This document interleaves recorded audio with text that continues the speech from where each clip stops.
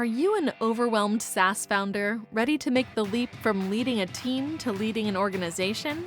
Join us each week as we refill your think tank with actionable tips and strategies from great business minds you know and those you don't know yet. This is SaaS Fuel with your host, 5-time entrepreneur, SaaS founder, and globetrotting adventurer, Jeff Maines. Welcome back to the SaaS Fuel podcast, where the secret to tech success isn't a secret. It's experience, pattern recognition, and knowing which game-changing idea to quietly ignore. I'm your host, Jeff Maines. I help B2B SaaS founders like you grow from traction to scale. Here, growth is more than just numbers. It's about crafting a future-proof company, premium valuation, and leaders who build a business of significance while living epic, adventurous lives. In today's episode, we dig into why technical excellence alone isn't enough to drive impact, influence, or career momentum, and what actually closes that gap. You'll hear why many skilled professionals get stuck, not because they lack talent, but because their value isn't connected clearly to business outcomes. The conversation reframes leadership for experts, showing why managing people isn't the only, or usually even the best, path forward.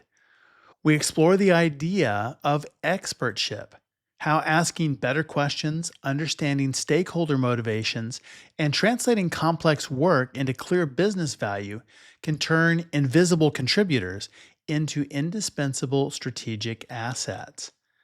You'll also hear why forcing experts into management roles often backfires, and what healthier growth paths look like for people who want to build, invent, and solve hard problems at scale. If you're a founder, executive, or tech leader trying to unlock more impact from your smartest people, or if you've ever felt your best work goes unnoticed, this episode offers practical insights that change how expertise shows up, gets recognized, and actually moves the business forward. Let's get into it. Our founder on Tuesday was Ryan Debenham, CEO of Grin. He shared a candid look at becoming an accidental entrepreneur. From software engineer to leading AI and data at Qualtrics through its $8 billion SAP acquisition, and then scaling Route to $100 million in revenue. Ryan unpacked the mindset shift it takes from building products to building companies.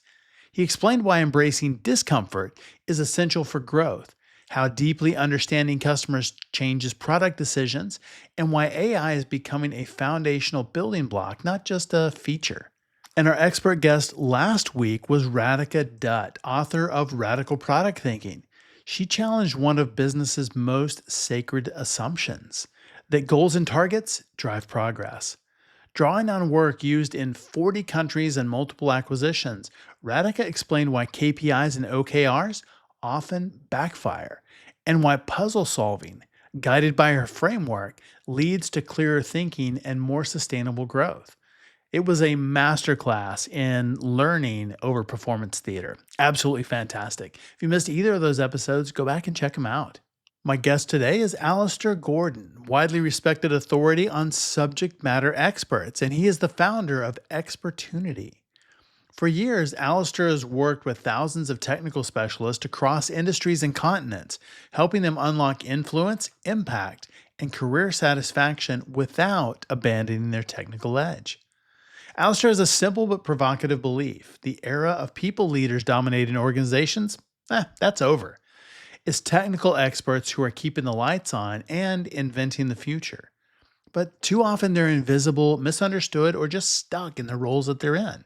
Not because they lack skill, but because they've never been taught the enterprise skills required to translate expertise into business value. Welcome someone who helps experts stop getting in their own way and start shaping the organizations they power. Alistair Gordon. Hey, Alistair, welcome to SaaS Fuel. Thank you so much, Jeff, for the invite. Well, you've coached and trained thousands of tech professionals around the world. What first drew you to working with subject matter experts, and why do you believe their role now is more critical than ever? Great question. So what drew me in was been a leadership development consultant for, many years. You could argue, Jeff, that the leadership development industry has not been all that successful. We've still got lots of leaders who need lots of help, out there. Yes. Trillions of dollars later. But one or two of my participants on those leadership courses were chief information officers, CIOs, and they started saying to me, look, we don't need a leadership course for my team members, but I've got a whole floor of people who are, incredibly good technically, and they are keeping the lights on at the center of innovation in my organization and what have you. They don't get any development other than technical development. But some of these enterprise skills, they described them, Jeff, as soft skills early on. We're trying to get rid of that phrase. They said, look, they really need some of these collaboration and business acumen and stakeholder engagement skills, change skills. Would you be able to design something for them? And so that was the beginning of the journey 9 years ago. And now we've delivered these sort of expertship initiatives and programs, globally. And I guess that, my observation would be that the experts themselves are not quite sure what to make of it to start off with, Jeff. Because, Sure. oh my God, they think it's going to be 4 days on emotional intelligence. And of course, they're running for the exits as fast as possible. Right. Right. And they're used to sort of their training being death by PowerPoint. It's like I'm listening to Yes. some old person telling them how to think at the front. The experts don't like that. So, but the impact's huge because very often the program opens up for SMEs, subject matter experts, what's been getting in the way of them adding more value. And they have the people I've worked with just are extraordinary, Jeff. I mean, really so smart, so capable, so passionate about what they do, but they get stuck and they can't figure out what it is. And this set of skills to layer over the top of their technical expertise just helps them unleash their potential, and it's very exciting to work with them. And as I mentioned, they are at the generally they might not be at the front, but they're at the center of the most dynamic organizations on the planet, really. And Right. they keep the lights on, they're in the center of innovation, and they can add a lot more value. And I think more and more organizations are realizing that they've been really, really under investing in experts, and I'm really happy to report to you, Jeff, that that's beginning to change. That's very, very good. Well, you used a term that I absolutely love, and a lot of people may be new to, and that is expertship. And I think that that's such a great term. I mean, tell me a little bit more about that and describe the mindset for tech professionals around that. Yeah, so when we first started out, we came up with the name knowledge leader, and we thought we were very smart, as always. We all do, right? Yeah, And of course. the name completely bombed. We couldn't get anyone interested in attending this program. And of course, it was because, when we then went and talked to lots of experts, and they said we don't want to be leaders. Leadership is the last thing. We don't want to be stuck in all those useless meetings where nothing gets done, Jeff. So we realized that we had to really differentiate between leadership and what it is that SMEs do. And what SMEs do is expertship. They have multiple masters typically. Yeah, they might have nominally a manager, but they're actually working for probably on 3 or 4 projects.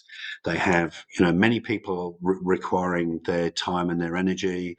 They're overworked, generally speaking. They have to do strategic work and stuff down at the bottom, the grunt work as well. They're under a lot of pressure. They're very often, some of the experts are the only people who know how to do those things in their organization.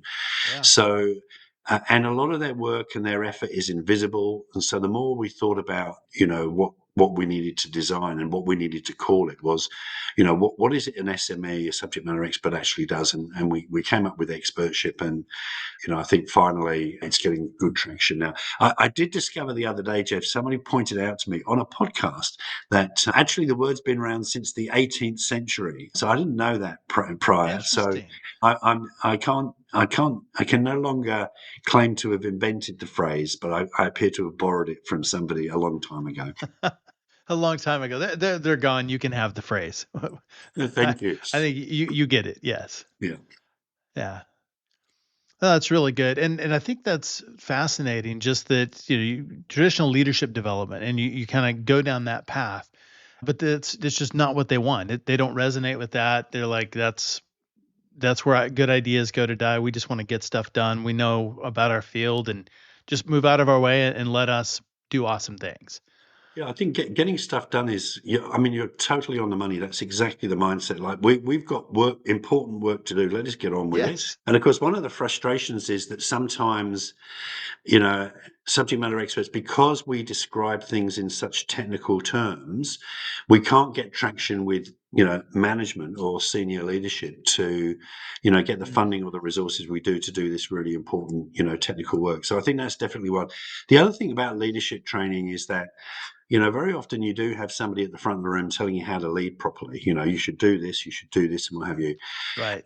And my experience over the years, Jeff, is you can't teach a technical subject matter expert anything. They have to learn it. They have to want to learn it themselves.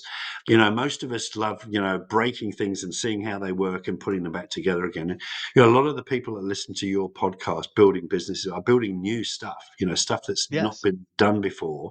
And that's the way they learn. It's an iterative process. And it's, so we've designed the program so that, it's a very immersive experience, but it's very learning orientated without somebody at the front of the room telling them how to think, because most technical experts have quite unique environments. True. If you're the chief veterinarian of a country, and we've had somebody like that on the program, their set of challenges and stakeholders and what have you are completely different to a senior AI software engineer in New York. So there's no really right answer. People need to figure out what's the right answer for them, and that's the environment. And how do you do that with such a diverse group of people? I mean, weapons inspectors to software engineers to, chief veterinarians of countries.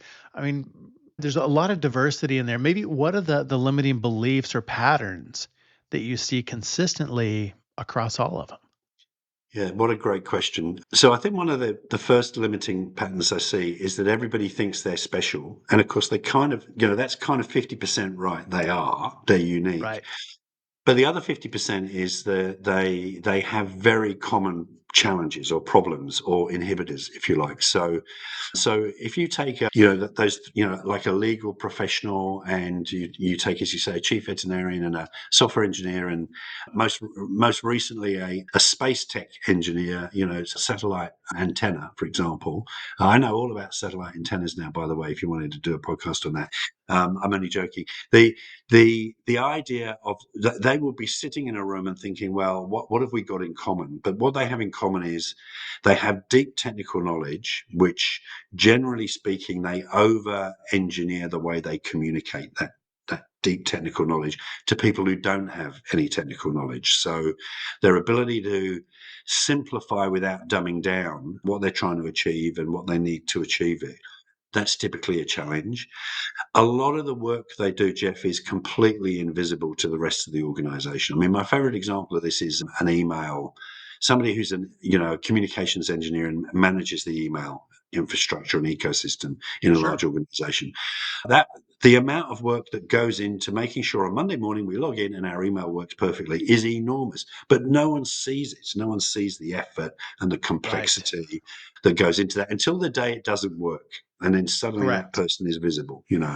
So a lot of the work that gets done by technical experts around the organizations around the world is invisible until it goes wrong. And as a consequence, they're not given whereas the sales director, or the director of growth, their results are very visible to the CEO and the CFO and what have you. And so they get more playtime and they get more investment and so on and so forth, because the work that, the outcomes of their work is clearly more visible and apparently more important. But of course it's not, because that salesperson can sell something, but if the infrastructure is not there to deliver to the customer, which is Right. developed by subject matter experts, nothing happens. So I think the big thing is communication skills. Probably a lot of experts are too busy to worry about what the commercial environment of their operation is. I mean, maybe less so with the founders that you talk to all the time on this podcast, but they'd be very keen on cash flow and what have you. But Right. in a lot of the larger organizations, people are not familiar with the economic constraints or indeed competitors, and if experts really want to lean into innovation, they must invest in becoming a student of the competition, a student of their industry, probably a lot more than they think they do in order to be able to figure out where they can really add value inside their organization. So there's these sort of 3 or 4 things where they're operating in their technical bubble. Probably the mindset is people should understand the value I create. People should understand how important I am, but there's a disconnect because they're not very good at describing the value they're creating. And because it's Right. invisible, it's not really noticed. And I think that's Yeah. really the fundamental challenge that they have. Most people think it's everybody else's fault they're not being invested in, but they've contributed. I think a lot of times there is a skills gap there. And just like with expertship, you kind of created an own term or borrowed one from the 1880s, repurposed it. But soft skills, you replace that with enterprise skills, which again, very, very savvy change, especially working with technical teams. What are the enterprise skills that most consistently differentiate good experts with those who become strategic powerhouses? Another brilliant question, Jeff. So number one, I think, is expert as coach. So for most subject matter experts, they are wheeled into meetings to provide their expert opinion on whether it's a legal matter or a commercial matter or an IT matter, data, cybersecurity, AI, you name it. They're wheeled in to provide their advice. So they're telling, and then as soon as they finish telling, they answer a couple of questions and then they're wheeled out again. And that's what we've really trained technical experts to do, provide technical advice. But the problem is that they very often they're asked to do things and they respond to doing those things with their technical expertise rather than saying, why are you trying to do it? What is the purpose of the exercise? So all those business questions that we might ask around, how's this going to impact the customer? How's this going to improve the financial situation of my government department or, my organization? How is this going to delight customers? How is it going to win new customers? None of those sort of questions get asked. And all of those questions really are around those sort of consulting and coaching skills, around sort of really helping understand where having all those right questions to ask their stakeholders in the key moments. And that's a big change. You've been trained for 15 years to tell people what to do. And suddenly we're turning up and saying, well, actually, what you need to do is to ask them lots of questions before you give them any advice.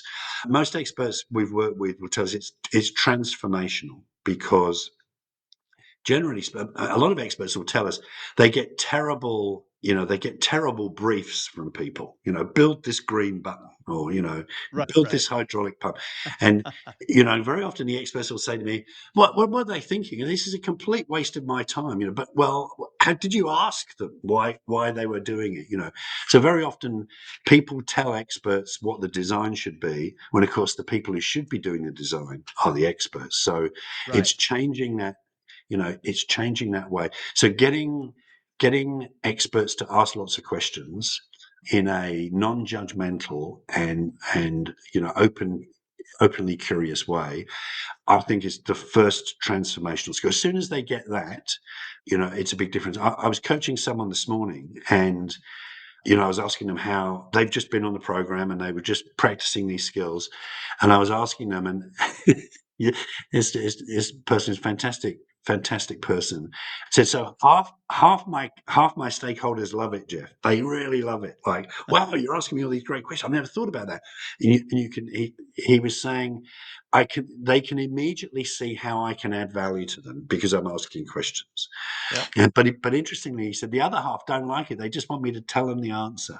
It's much easier if Jeff just tells you what the answer is. How do I 3x my business in the next year? Ask Jeff, right? That's what we do. Right. So, but of course, your answer will be right for Jeff and maybe some of your experiences, but it won't necessarily be right for Alistair and my situation. So, that ability to really investigate and be curious about exactly what someone's trying to achieve, I think it's the most fundamental one.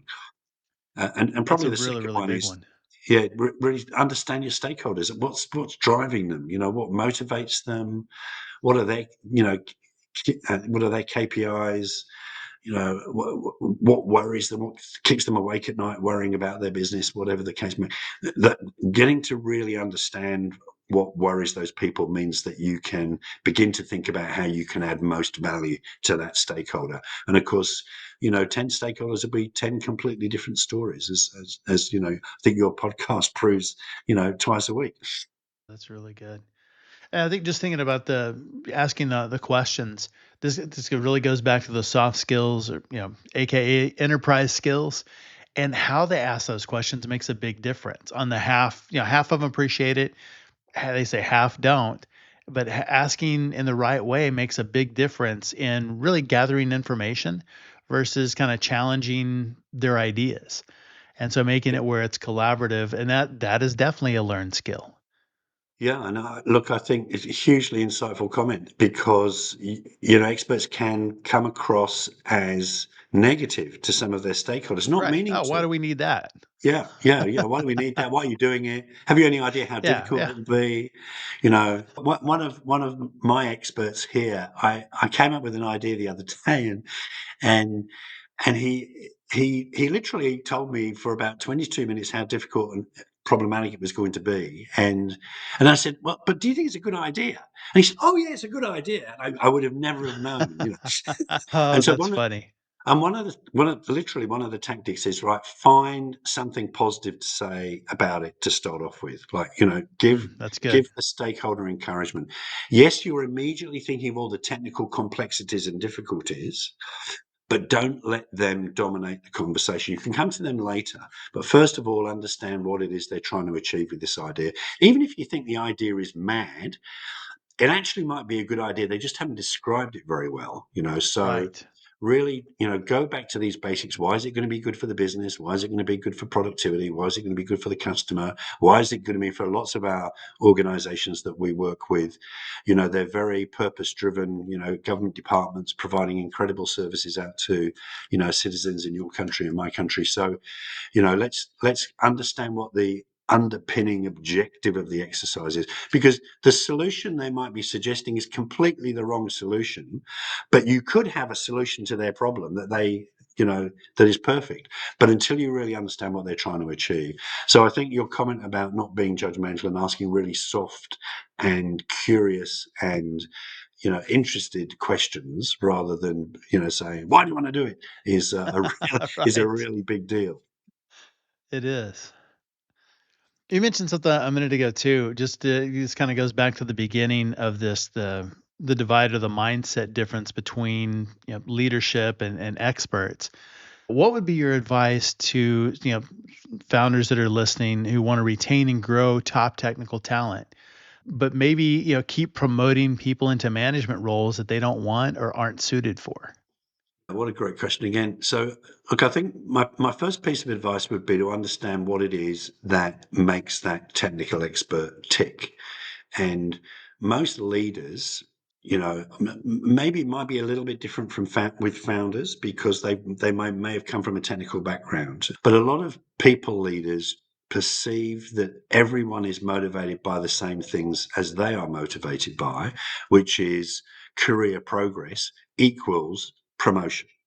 I had a Yeah. team of 5. Now I got a team of 10. Now I've got 2 teams of 10. And now I'm running a 22,000 person organization. That's the trajectory that they perceive, and they inaccurately assume that that's what drives everybody's energy and aspiration.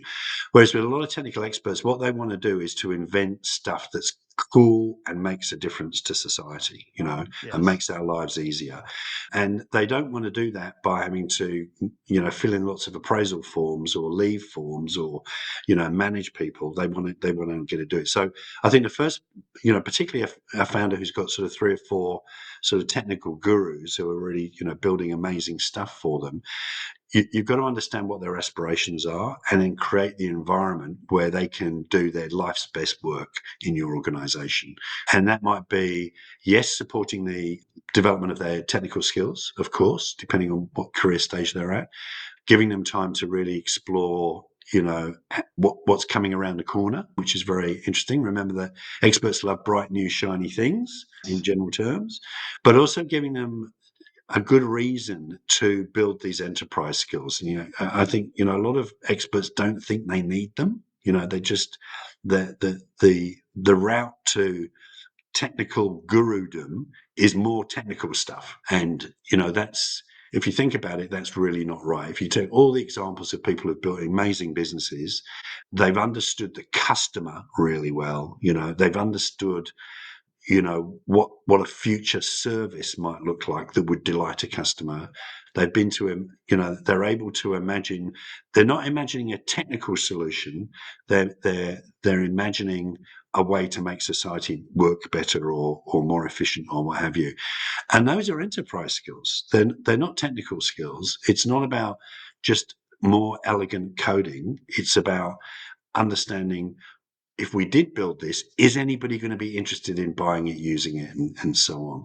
So a lot of your founders will be out there developing stuff that people haven't yet realized they need, I would think. And, so the ability to sort of make those experts a little bit more rounded, but not just force them down the track of, oh, you've been here longest, Jeff, so I'm going to give you responsibility for running the group of software engineers over there.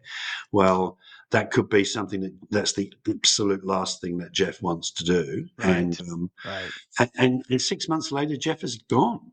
And you wonder why. I promoted him. I gave him this extra Right. responsibility. I showed him that I cared about him more than anyone else. But it's actually completely, misaligned as far as what Jeff would want. So understand what those aspirations are, and work collaboratively with that. That really valued employee to say, how do we create an environment where you can do your life's best work right here, and get huge fulfillment out of it. That's really good. And just one, letting them understand that there are multiple paths. You don't have to move into a leadership or management path in order to progress in your career. That there is a technical path, there's an expert path, and I think that's really, really important. This, it's I've had conversations with not with founders, but outside of that, of people who were in that position, and they're like, I think the only path forward is leadership, and I don't want that. But Yeah. sometimes they feel bad because they think they're supposed to want that, Yeah. but they don't. And I think it's important just to let them know that that doesn't have to be the path. There are multiple paths forward in our organization. You don't have to go that way. Yeah. What if a leadership book and a Netflix drama had a baby? That is The Captain's Keys, Storms, Emotional Wreckage, and a surprisingly practical leadership system that one CEO called the owner's manual and never got for 20 years of leadership. Here is the brutal truth. You're probably drowning in LinkedIn connections while starving for real relationships. I hear it all the time. Most leaders are exhausted from playing the lone hero, and it's killing both your results and your sanity. The Captain's Keys reveals a new leadership framework, the stability matrix, four specific relationships that prevent burnout while multiplying your impact. And this isn't just theory. It's a system that I've used to scale companies and taught over 1,000 executive leaders. So grab your copy today at thecaptainskeys.com, Amazon, or choose your own adventure, print, ebook, or audio. Stop drowning alone and build your stability matrix. And I mean, the sad thing is that in a lot of organizations, there are, you get to this point and you hit a technical ceiling. You can't earn any more Yes. money. You start getting put in a box and doing repetitive work for the next 15 years. And you think, oh my God, is this what I'm going to be doing for this long? So more and more of the organizations that I'm working with are finding a way of creating that, what we call technical path, what Yes. it might be in law or what have you. Um, and probably some of the fastest growing tech companies. I bet the chief, I bet the person who's the best at designing AI chips in NVIDIA, I bet. I bet that company is not saying, "Oh, let's weigh you down with lots of management responsibilities." I bet they're saying, "What do you Right. need?" So I think Exactly. some of the tech companies really understand and get it, and a lot of the other organisations really are beginning to play catch up. And of course, a lot of the other organisations are losing super technical talent to these companies that respect and understand the contribution super technical talent can make. So, Yes. if you're not really, if you're not respected for keeping the email system on 24/7 despite 20,000 attacks a day. If you're not respected for that here, but in company B you are, where are you going to work? You're going to go to the one where, you're respected and you're developed and you're appreciated. Can I just say one other thing, Jeff, that you Yes, mentioned, because please. it's very important. Um, this thing about being forced to jump across into the leadership role, I see this happen all the time. And generally speaking, I would say 3 times out of 4, it's a train wreck. Because the Yes. technical expert has been a technical expert for 10 or 15 years. They've never had to lead people. They've never been on a leadership program. They've never had any of the nurture that you need to be able to then to move across to become a middle manager in an organization. So when they're moved across into that position, they're going across. It's a hospital pass, is what it is. And Yes. if that phrase works for you in the States, which I think it does, I've seen it in American Yes. football at times.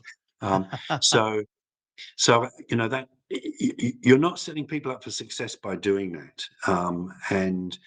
And what ends up happening is that the person goes across and has a really torrid time, really, and maybe sometimes they go back to the technical role, but not that often. Very often, at the end of the day, the only thing they can do is to leave the organisation and go back Right. into a technical role somewhere else. So it's a lose lose lose all the way around when you do that. So now some people can do it. For example, if they built good enterprise skills and they've spent 2 or 3 years working on those enterprise skills, a lot of those do contribute very well to moving over into a people leadership role. But you've got to have developed them first before you go across into that space. Yes. Yes. I've always thought that was one of the strangest, I don't know, transitions that there is, one day you're doing technical work, and whether that is, if you're a developer, whether you're in sales, whether you're in, marketing, or, whatever it might be. And then, the next day, congratulations, you've now been promoted, and here you're responsible for these people. We wish you well. Good luck. Now you're a manager. And that's Yeah, all the training you get. yeah. Well, I And think and now you have this new role. yeah. Well, I think there was a survey in the US a few years ago where one of your sort of big leadership development companies over there surveyed all their clients, and on average, a new leader, someone who appointed into a leadership role for the first time, only 11% of them got any training for that transition in the first year. 11%. So 89% just we're just sink or swim, That's rough. and um, and that's crazy if you think about Yes, it. it is. Yeah, no, that's right. Um, Especially for a uh, first role like that. I mean, that's when you need it the most. And maybe you've had somebody that's been a good manager, and that's, some small percentage of the population. And for a lot of them, they haven't seen what good looks like. They just know they want to do something different than what they experienced. yeah, I think that's true. We run this exercise in our leadership programs, asking people what think about the time you had the best leader, and all of the things that they did that made them a good leader, and think about the time you had a poor leader, and make a list of all the things that behaviors and attributes for the poor leader. Whenever I do this, Jeff, the list of the good ones is quite, it's quite a good list, maybe 10 or 15 points. But the list of the bad managers is like, woof, sort of like 30 bad behaviors.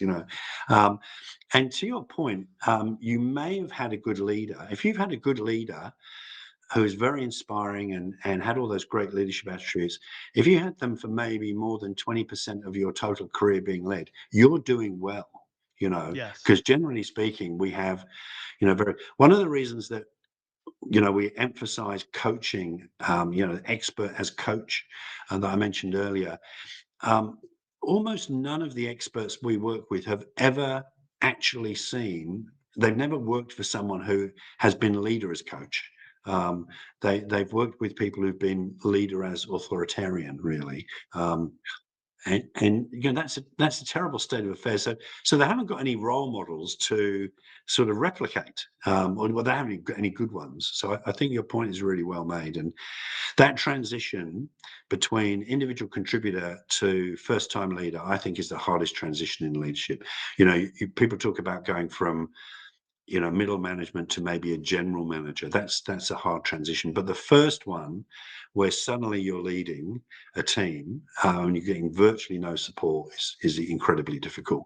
And it's incredibly difficult. People who are naturally extrovert, get on well with people, and are good communicators. It's difficult for them. Imagine how difficult it is for someone who is highly technical, highly detailed, highly introverted, etc. I'm describing a lot of subject matter experts. It's like 5 times harder for them to make that transition. Yeah. Oh, that's really, really good. Well, your book, Master Expert, dives in deep to the transformation process. What's one concept or maybe case study from the book that really resonates with technical professionals, and why? Um, yeah, which would be the one that probably I think the idea that there are these other skills other than technical skills that will help me become a better technical person is probably one of the things that resonates. I think another thing that resonates, Jeff, which you might enjoy, is that there's a chapter about how to say no without using the word no that people That's seem good. to find incredibly helpful, because technical experts by and large are overworked, as we've discussed, and Sure. but they also, they have big hearts. They want to help people. It's their natural shtick is to want to try and Sure. help people solve problems. So they overcommit. They spend too much time working on low value stuff, whereas they're not getting to the stuff where they can make a real difference, move the needle. So that ability to manage expectations of stakeholders, remembering that they have to influence without authority, technical experts typically, because they don't have leadership authority. So which is harder. It's much harder to influence without authority than it is to influence with authority. So I think that Yeah. the chapters in the book that deal with that and getting your mindset right, and even though you're saying no to that person, um, the solution that they're asking you to build might affect 100 customers, but you're missing out on the opportunity to say yes to Jeff, and that might positively contribute to a better experience for 10,000 customers. And being able to prioritize and make sure you've got clarity about spending the right amount of time on the right things for the right reasons. This is a big challenge for most technical experts, and I think those sorts of chapters is very much a textbook in that sense. It's there's lots of case studies and what have you, but you can dive into the chapters where you really need help right now, and the feedback we get from most people is it's very practical and applied, and it's not theoretical. It's like news you can use tomorrow. So hopefully people will find it useful if they find it. I like that. It's a good format. Be able to go in and get the information you need now. That's very expert friendly, where they can go get what they need right now, and it's not like it's buried somewhere in there. No, it's good. Yeah. Well, another term that you introduced is expertunity. And I think that's Yes. another great one. Massive untapped potential of experts. What's one thing that an expert can do, say this week, to move from underleveraged to indispensable? So maybe next week, Jeff, because we're literally launching something this week. We are launching a very simple diagnostic, if you like, little survey, 10-question survey. And the purpose of the survey is, and you'll be able to find it at expertship.com, so nice and simple. It's an opportunity to figure out whether you're in the expert trap. I mean, what we've really been discussing today is experts who are stuck. So are you trapped in your sort of expert bubble or not? And Mm. do you need help? So very quickly, people will be able to figure out whether they are trapped or not. And then once they get the results, we provide quite a lot of information free on how they can begin to attack. And that will also tell them where they're most trapped. So it'll give them an opportunity to say, right, okay, one might be, I've got too much work to do. I'm smashed, I'm tired, I'm exhausted, I'm under pressure, I'm working too many hours, you name it. Okay, so how do I prioritize? Something as simple as that. And there's a process around doing that. It's very simple. Most of acquiring the expertship skills, the enterprise skills, is far easier than acquiring the technical skills they've already got. This is the positive benefit. Like most experts that I work with very quickly can make a big difference just by applying some techniques, and all of the techniques are obviously in that book. So I think doing the expert trap survey would be an immediate starting point, and maybe also having a conversation with their manager about where they can add most value and how they can get rid of all the tasks they have to do that add very little value, so they can get onto working on the things that add most value. That's a conversation I think always worth having with their manager, and there's a bunch of information in the book around that as well. Oh, very, very good. Well, one of the things that you said was that the era of people leaders dominating organizations is over. What is rising to take its place, and how can leaders adapt today to really prepare for the future? Well, we can see there's a lot of money being spent right now on developing large language models or AI models, etc. And I think this is going to change. We don't quite know why or how it's going to change things, but I think it's going to change a lot. Right at the center of all of that is expertise. So in order to figure out how AI can help a company's customers or government departments' customers, you won't find organizations hiring more leaders in order to figure that out. They'll be hiring more experts. So I think the ability now to really leverage multifaceted technical expertise, actually, because it won't just be a software engineer that figures it out. It could be a linguist and a software engineer, and a project manager. So I think most organizations, I think, are going to have to really rethink um, even remuneration policies, Yeah, because in order to attract the best technical experts, you might well have, and a lot of very successful technical companies do, you'll have your technical experts earning a great deal more than the leaders, because they actually add more true. value. So I think if organizations are really thinking about who is adding the most value to my organization, and not just seeing that through the leadership lens of, well, that person manages 1,000 people, so they must be important.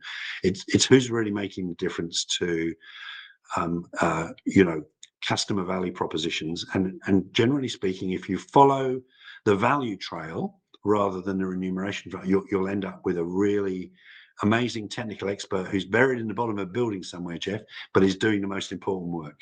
Yeah, And those are the people who need investing in, I think. That's so my good. mission anyway. Help organizations find those people and unleash their potential. Love it.